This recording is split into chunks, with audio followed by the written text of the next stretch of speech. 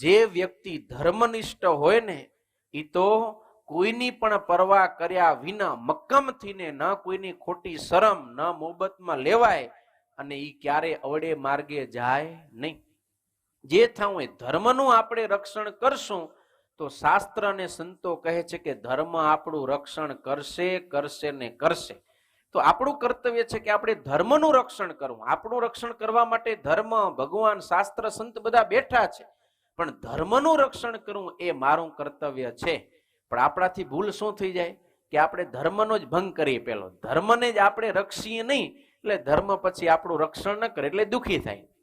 પણ હંમેશા સજ્જન વ્યક્તિ છે એ ક્યારે કોઈની મોહબતમાં શરમમાં આવ્યા વિના ધર્મ પાળે.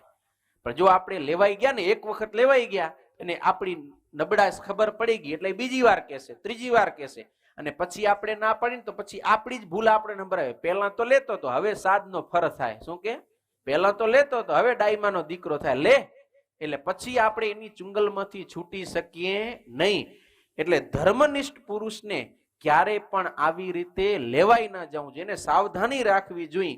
ક્યારે કોઈના ખોટા દબાવમાં આવી જવું નહીં. જો દબાવમાં આવી જાય તો આપણે જે ધર્મના માર્ગે ચાલી અને આત્મકલ્યાણ રૂપ જે મોટું કાર્ય સિદ્ધ કરવું છે એ કાર્ય ન થાય ને મહા મોટું નુકસાન થાય.